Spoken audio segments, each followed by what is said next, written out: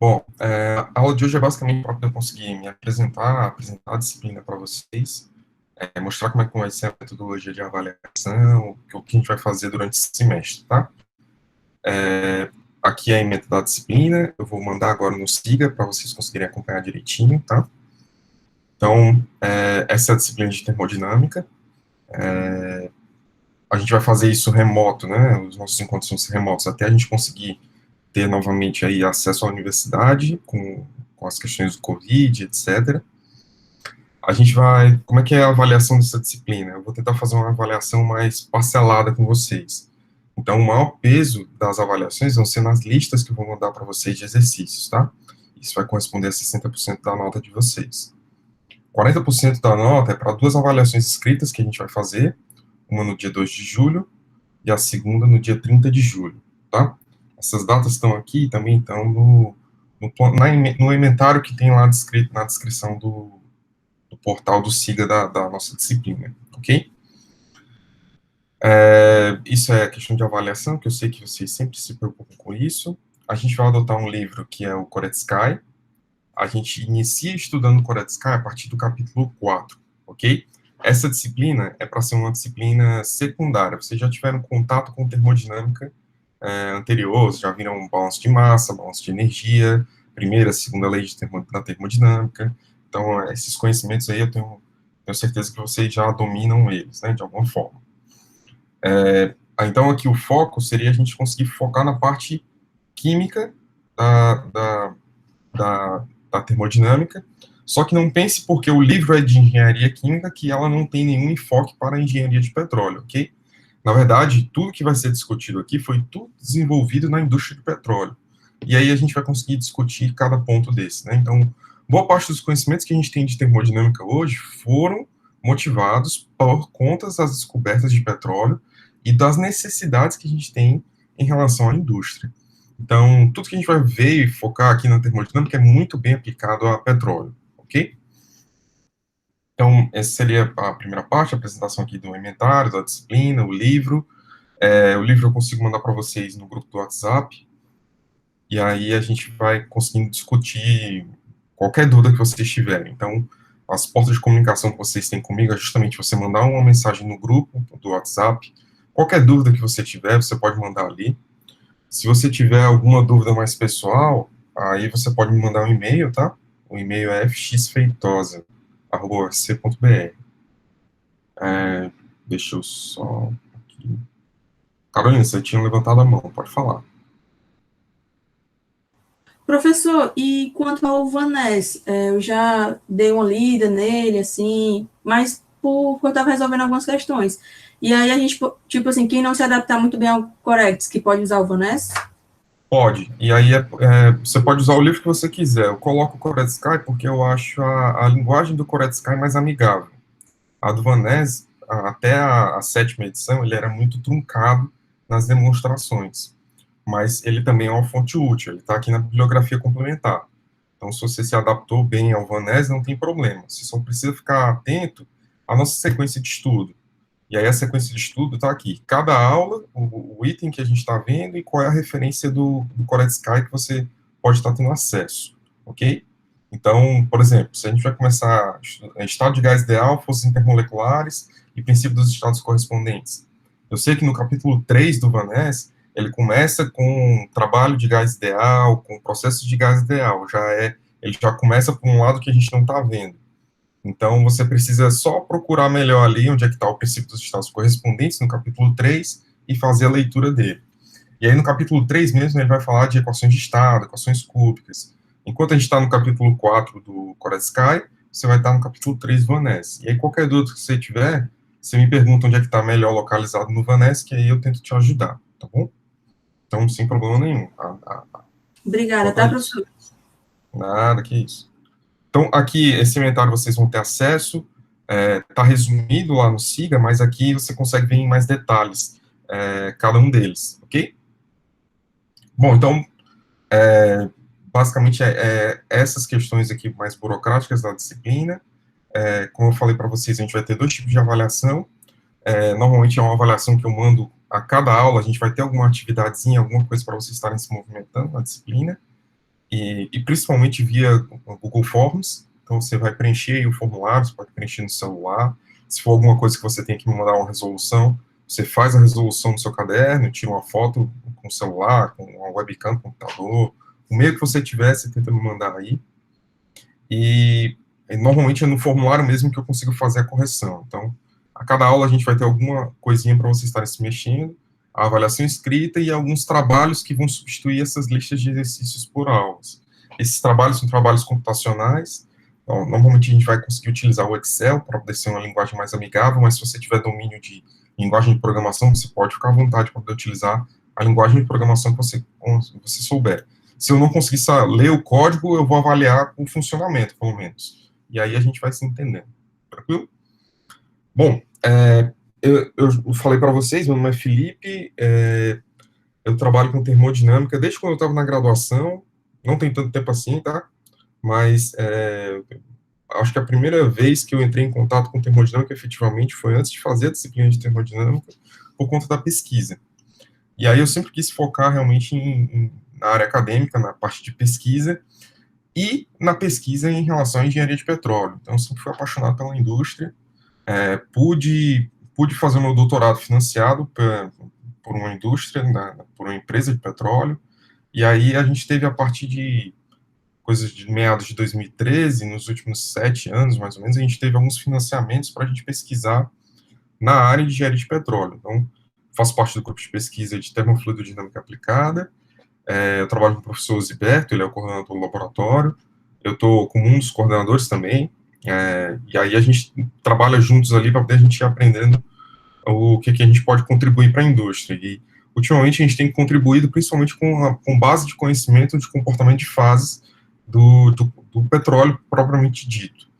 Então, o que eu quero dizer como comportamento de fases para vocês, para explicar melhor o que a gente faz aqui na UFC, é que a gente tem um desafio, né? A gente tem, principalmente no Brasil, as descobertas eles estão cada vez mais profundas em lâminas de água cada vez maiores, então a gente tem um longo percurso desde o fundo do mar, desde aqui das estruturas iniciais que a gente tem da produção de petróleo, a árvore de Natal molhada, aqui as conexões, e aqui os risers que estão subindo aqui para a questão da plataforma de superfície do mar, no caso, né? E aí aqui a gente tem, então, toda essa dinâmica de produção. A gente não tem só, obviamente isso aqui está bem simplificado, mas a gente também pode ter alguma interconexão de poços para produção, por exemplo, para levantar essa produção somente em um riser. E aí você tem intercomunicação de poços em alta pressão. Isso tudo a gente está falando, então, de uma região de perfuração, uma região de completação aqui também do poço, em que você tem realmente a zona que está produzindo petróleo efetivamente, e a gente tem aqui o que a gente chama de raio de drenagem, né? Então, aqui eu estou desenhando mais ou menos como se fosse um gráfico de pressão pelo raio de drenagem. Então, aqui eu estou querendo falar o que com isso aqui. Então, aqui seria a pressão do reservatório, a pressão medida em cada ponto do reservatório pela distância, e aqui o raio de drenagem. Então, vocês vão aprender isso muito bem com o professor Glauber, que você tem aqui, a partir de uma certa distância em que a produção não está afetando aqui a pressão do poço, você tem o que a gente chama aqui da pressão de reservatório, e aqui você tem o que a gente pode chamar também de pressão de fundo de poço. A partir daqui, então, a gente consegue fazer a extração do fluido e chegar até a pressão de superfície. Qual o problema envolvido nesse sistema aqui de produção? Tudo seria muito bonito se a gente só tivesse como fluidos aqui dentro do reservatório, se eu partisse aqui de uma mistura líquida, à medida que a pressão vai caindo, isso aqui pode entrar numa região de equilíbrio líquido-vapor, em um determinado ponto aqui do reservatório, e depois isso daqui vai aumentando a proporção de vapor à medida da redução da pressão, e aqui vai sendo produzido. Só que qual é o problema, né? A gente sabe que o petróleo, ele é uma mistura complexa, então você tem vários componentes. E aí essa variedade de componentes causa diferentes equilíbrios de fases ao redor desse reservatório. Uma das coisas que a gente tem pesquisado hoje é uma ocorrência que parece meio maluca. Porque com essa redução da pressão, se você tem duas fases sendo formadas, a permeabilidade desse reservatório, ou seja, o quanto o reservatório permite alguém andar dentro dele, né, de uma maneira simplificada, é diferente se você está falando de um gás ou se você está falando de um líquido. Então, devido a essa diferença de permeabilidade a um gás ou a um líquido, isso faz com que os gases eles possam ter uma velocidade que seja diferente da velocidade dos líquidos, e aí você vai acabar produzindo mais gás do que líquido. E o problema disso é porque quem tem dinheiro aqui é o líquido. O líquido é que tem interesse comercial. O gás você tem menor resultado. A gente tem interesse de produção sim de gás, mas o resultado comparado ao líquido é normalmente um pouco menor, ok? E aí o que a gente tem pesquisado é porque, primeiro, alguns óleos do pré-sal, eles têm, dentre esses componentes, um alto teor de CO2. E aí esse alto teor de CO2 faz com que, antes de aparecer o gás, apareça outro líquido. Então, quando a gente olha para o fluido, ele tem aqui pequenas gotículas de líquido. Então, antes de você atingir o equilíbrio líquido-vapor, antes dele, você observa um equilíbrio líquido-líquido. Um equilíbrio líquido-líquido em alta pressão e alta temperatura. Então, isso faz com que essas gotinhas de líquido aqui, que tem alta concentração de CO2, elas corram mais rápido dentro do reservatório do que o restante do líquido. E aí o problema não é só ela correr mais rápido do que o restante do reservatório. É quando ela corre e deixa o óleo para trás. Ela deixa o óleo amarrado para trás e aí você não consegue recuperar o óleo. Isso faz com que, nas simulações que o professor Glauber vai ensinar para vocês, você tem aqui o gráfico aqui de recuperação efetiva, né, o quanto você consegue recuperar realmente, e aqui seria a recuperação prevista, com um determinado método. Né? Então, quando você faz aqui a recuperação prevista computacionalmente, em relação à recuperação real. A prevista computacionalmente, ela era para te dar uma inclinação mais ou menos aqui. Só que aí, quando a gente vai avaliar isso faz com que a recuperação medida no campo seja cada vez menor do que a prevista. E isso é causado justamente porque você está andando mais com CO2 do que devia, do que previsto. Então, o que a gente tenta contribuir hoje, em termos de pesquisa para a indústria, é justamente entender quais são os componentes que estão formando essa outra fase, para tentar conseguir prever quando os modelos de previsão de recuperação vão falhar. Além disso, a gente tem outras vertentes de pesquisa que são mais acadêmicas, um pouco menos aplicadas, principalmente quando os óleos são muito escuros, né? A gente tem um óleo do pré-sal, que é o óleo do Campo de Lapa, ele é muito escuro. E aí, algumas técnicas avançadas visuais não conseguem detectar o que está acontecendo nesse óleo. E aí a gente utiliza alguns aparatos, como um comprimento de onda de infravermelho, o que a gente chama de SWIR, para tentar observar isso com o óleo como se fosse transparente. Então, é um negócio bem interessante para poder se fazer. Aqui é basicamente o que eu tenho feito, o que a gente tem desenvolvido na UFC em relação à termodinâmica e como esse serviço de termodinâmica tem causado algum impacto para a indústria de petróleo. Durante o doutorado, eu também sintetizei componentes como meu doutorado foi em engenharia química, então eu sintetizei componentes para poder ajudar na quebra de emulsão água-óleo. Então, a gente tem, quando você está produzindo aqui, você produz também água juntamente com esse óleo produzindo. Você pode ter um influxo de água, qualquer coisa do gênero, a própria água com nata trapeada dentro do reservatório. E aí você tem a formação da emulsão, que é quando você tem a água dispersa dentro do óleo, e você quer que isso se separe o mais rápido possível, para que o equipamento de separação primário seja o menor possível.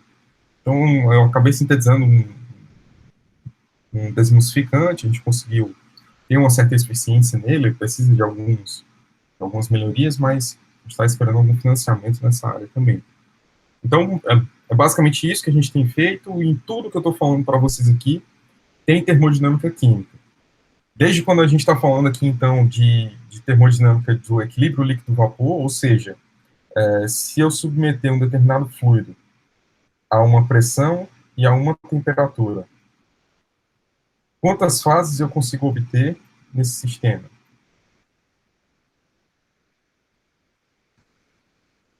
Ou, de uma outra forma também, se eu estou executando uma determinada separação do fluido de processo, Estou aqui no separador primário, eu tenho aqui a entrada de uma mistura, e eu sei que eu estou saindo aqui com uma corrente líquida e uma corrente de vapor.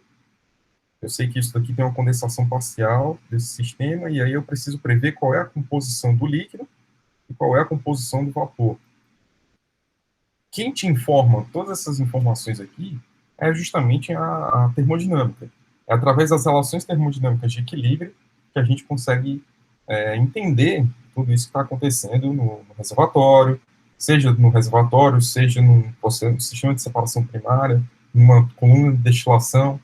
Tudo isso que está acontecendo, os limites dessa ocorrência, os limites, qual a maior composição que você consegue obter, isso tudo é determinado pela termodinâmica. Uma área um pouco mais ambiental, mas que, devido ao know-how de conhecimento de como injetar dentro de poços, o engenheiro de petróleo tem, e aí pode ser uma corrente, um ponto de trabalho, seria justamente, por exemplo, no CCS, né? Que é a captura e o sequestro de CO2. Então, quando você tem, por exemplo, a injeção de CO2 no leito submarino, para que você possa retirar esse CO2 da atmosfera e reduzir a questão dos impactos do CO2 como gás de efeito estufa. Então, tudo isso é algo também que a gente pode entender melhor como ocorrem esses processos através da termodinâmica. Isso aqui é puramente a absorção de gases, principalmente quando a gente está falando de gases que vêm de queima, provenientes de queima, e aí a gente precisa colocar isso aqui tudo dentro de uma coluna de absorção para poder remover o CO2 e deixar o restante dos gases como emissão na atmosfera, que são menos nocivos. Então, eu estou tentando falar para vocês aqui a variedade de aplicações que essa disciplina pode ter, junto com os conhecimentos que ela pode trazer para vocês também. Então, seja para um entendimento simples de um processo simples que tem na indústria, como separação primária, até a previsão do comportamento dos mecanismos de produção em um reservatório, em um simulador de reservatório, você precisa ter esses conhecimentos básicos de como ocorre o equilíbrio de fases, e para a gente conseguir chegar no equilíbrio de fases, nas propriedades dos fluidos, nas propriedades termodinâmicas das substâncias, a gente precisa passar pelos conhecimentos que a gente tem aqui em termodinâmica para a engenharia de petróleo. Então, é isso que a gente vai tentar fazer agora esse semestre. Então, quando a gente começa falando disso daqui, então a gente vai desde a escala microscópica, desde pensar em quais são os componentes que eu tenho dentro do petróleo, componentes esses que pode ser, por exemplo, metano, etano, então são a maioria deles hidrocarbonetos. Então, tem uma classe aqui muito especial para a engenharia de petróleo, muito especial para vocês, que são hidrocarbonetos.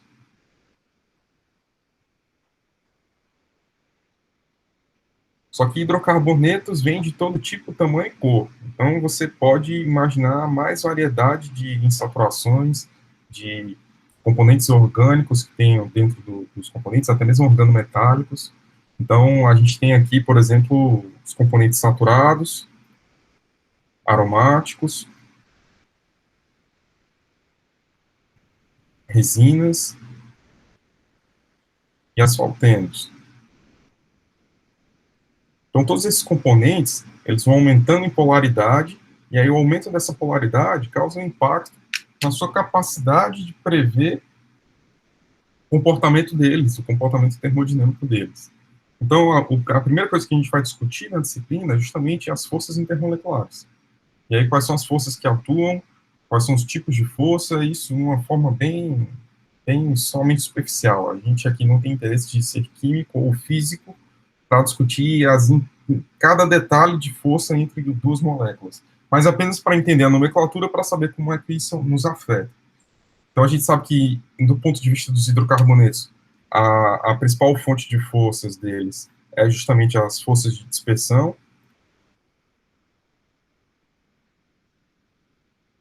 que é quando uma nuvem eletrônica de um determinado componente, ela acaba sendo suscetível à nuvem eletrônica do outro, e aí você gera uma polaridade ali instantânea. Então, você tem forças de dispersão, propriamente as pontes de hidrogênio podem também haver, devido à presença dos heteroátomos nesses hidrocarbonetos. Não só as pontes de hidrogênio e as forças de dispersão, A gente tem também as forças de Van der Waals.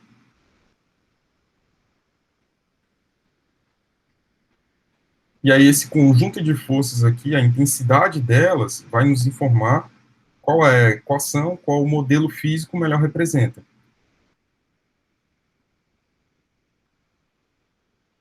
Qual o modelo físico que tem o melhor desempenho para prever aquilo que a gente chama de propriedades P, V e T. Propriedades pressão, volume e temperatura.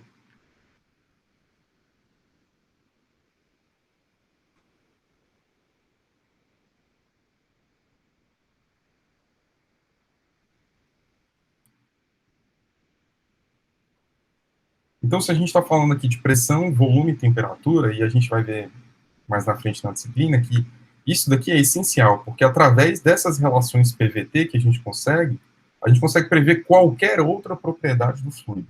Densidade, viscosidade, velocidade do som, compressibilidade, expansividade, qualquer outra propriedade do fluido, você pode prever ela através de uma equação que relaciona pressão, volume e temperatura, que é o que a gente chama de equação de estado.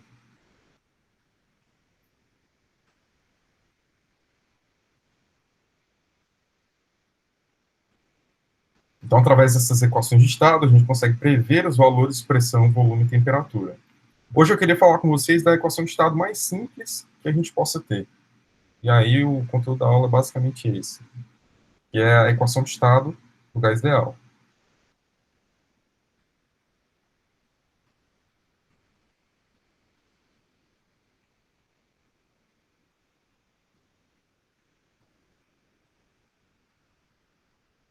Então, escrevendo aqui a equação de estado do gás ideal, Q que vai ser igual a RT sobre V. Professor, o senhor tá de palhaçada aqui, né? Essa equação aí é uma equação de estado. Sim, é uma equação de estado, e é uma equação de estado muito útil, porque ela tem uma aplicação muito clara. Ela é aplicável quando você tem baixas pressões. Então, quando eu digo pressão tendendo a zero, é que você tem baixas pressões.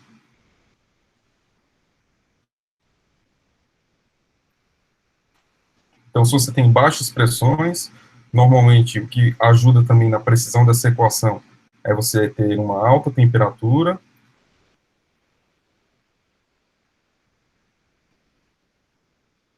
Tudo isso daqui se resume numa informação molecular. E a informação molecular é justamente a hipótese da equação do gás ideal. É você supor que a molécula do gás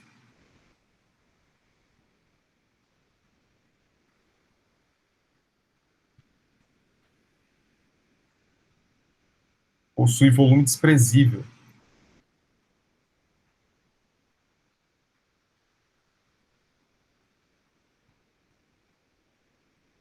em relação ao volume do gás.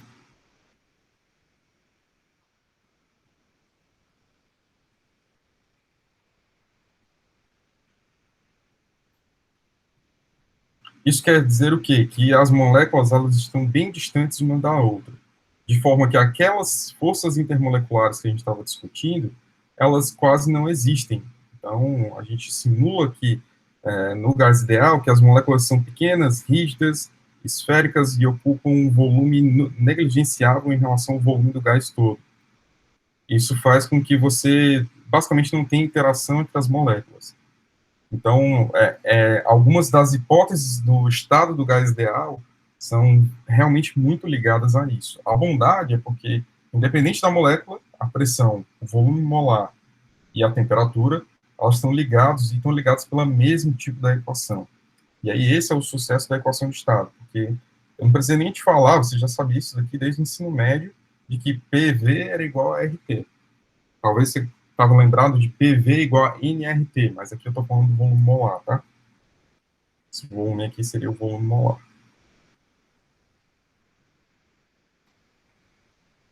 O que também você consegue converter para volume específico.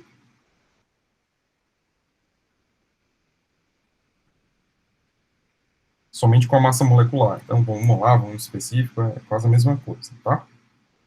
Então, essa é a equação do gás ideal. Então, ela funciona, ela consegue ser útil de algum ponto.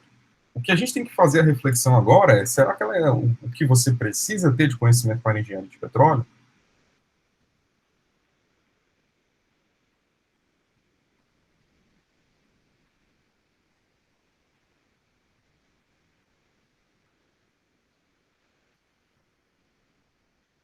O que a gente percebe é que não. Então, na engenharia de petróleo, você tem uma zona de baixa pressão, que seriam justamente os separadores primários, ou separadores de superfície, mas você também tem uma zona de produção que é em alta pressão. Então, por exemplo, em alguns campos de pré-sal, você tem a 700 bar, tranquilo e calmo, não sendo das pressões mais elevadas que a gente já viu. Essa é a pressão do reservatório. E aí, o que é uma pressão alta e o que é uma pressão baixa? No decorrer da disciplina, a gente vai conseguir entendendo isso e fazendo as aplicações corretas. Então, era basicamente isso que eu tinha para falar para vocês. A aula é mais rápida para a gente conseguir se conectar, conseguir ver como é que está a dinâmica, conseguir passar o livro para vocês, que eu vou mandar no grupo da disciplina. Eu estou procurando mandar sempre as notas de aula para o CIGA. E essas aulas elas vão ser gravadas e eu vou tentar sempre subir essas aulas para o YouTube, mandando o link para vocês aí no grupo do WhatsApp, tá? Vocês têm mais alguma pergunta?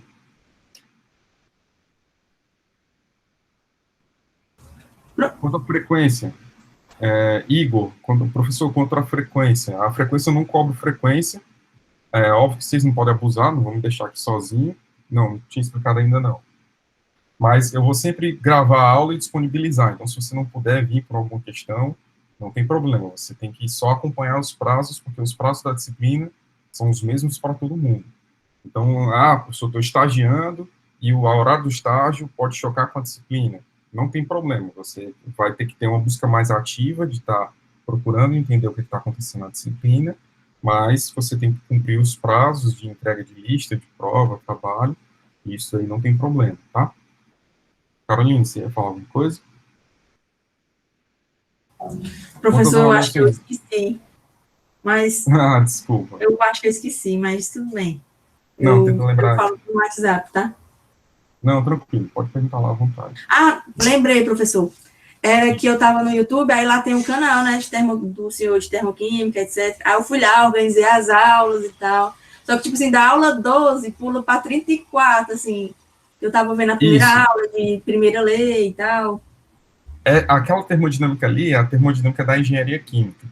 E aí eu comecei pelo Teams, aí depois eu mudei para o Google Meet, e aí algumas aulas se perderam nessa transição de uma coisa para outra, sabe?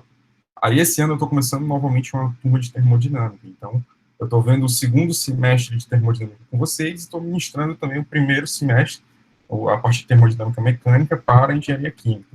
Então lá também vai ter aulas de engenharia de termodinâmica, mas é focado para o primeiro semestre de termodinâmica, aquela parte de termodinâmica É mecânica. aquela parte de processo, né? Então. Isso, primeira lei, segunda lei, vai estar lá também. Está disponível, fica à vontade. Só que Eu o estava foco da revisando uns disciplina é textos. justamente no segundo, tá? Tá certo, obrigada, tá? Nada. Aí, assim, eu vou mandar para vocês o link e ele já vai estar numa lista de vídeos que é específico dessa disciplina. Eu vou chamar lá de TQA, Termodinâmica Química Aplicada 2021. Aí, nessa lista de vídeos, vocês sabem que, não, somos daqui da disciplina, vai estar ordenado aqui, pelo menos o nome, aula 1, aula 2, aula 3, e aí fica mais fácil de você conseguir acompanhar. O Igor tinha perguntado quantas avaliações em relação ao tempo. O horário de aula da nossa aula, 2 às 4, tá? As avaliações. Então, elas vão ser projetadas para vocês conseguirem fazer isso entre 2 às 4. Professor, posso explicar como é que vão ser as avaliações novamente? Tudo bem, Lucas, 60% da sua nota, deixa eu anotar isso aqui, que aí vai na nota, né?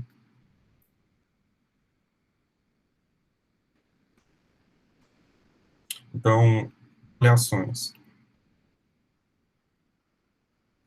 Você vai ter 60% da sua nota, que são a nota das listas, a média das notas das listas, tá? E aí, dentro dessas listas, a gente também vai poder ter alguns trabalhos computacionais.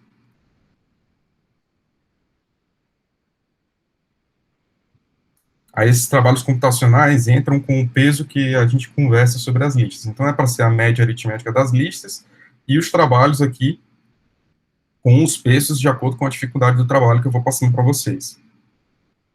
Todos esses trabalhos computacionais vão ser avisados com antecedência, tá? E a maior parte deles vai estar...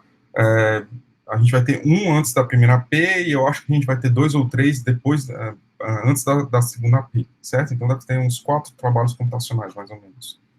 E 40% de avaliação escrita.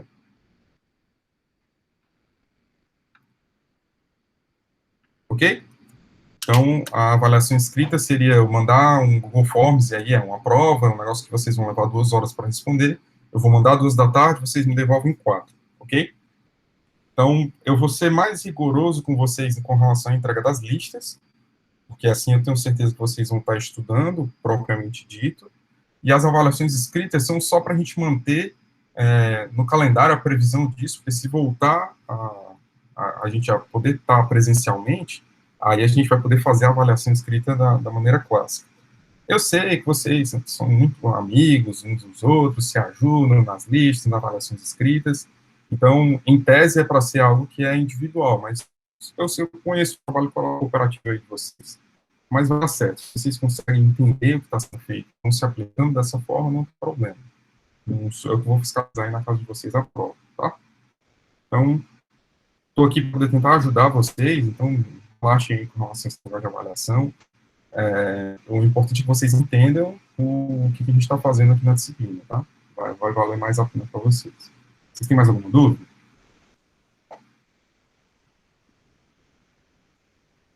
Professor, é mais sobre o nível de prova, digamos assim. Se é muito elevado, se quem já acompanha a lista e o conteúdo consegue conciliar. Eu acho fácil, sabe? Eu acho né, fácil. É boa, né? Não, mas fique tranquilo. As listas, elas vão ser bem ABCD, assim, bem conteúdo mínimo necessário. É o tópico do que eu falei hoje, eu falei de gás ideal, então vai estar lá um cálculozinho para você fazer PV igual a RT. Então, a lista é para fixar o que você está fazendo na disciplina. Então, se você assistiu a aula, se você deu uma lida no livro, você já vai conseguir 60% da nota aí, junto com os trabalhos computacionais que vão ser em equipe e tal, então vocês conseguem se ajudar. A avaliação escrita, ela vai ter algumas questões que eu vou criar na minha cabeça, então pode ser um negócio que seja um pouquinho mais difícil de você conseguir os 4 pontos, mas a ideia aqui é que todo mundo passe direto, não quero que ninguém aqui fazendo a F, não. Então, você tem todas as chances possíveis aí para não precisar nem ir para a F, ok? Então, quanto mais reprovar.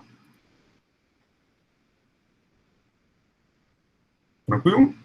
Valeu, professor. Só o mel.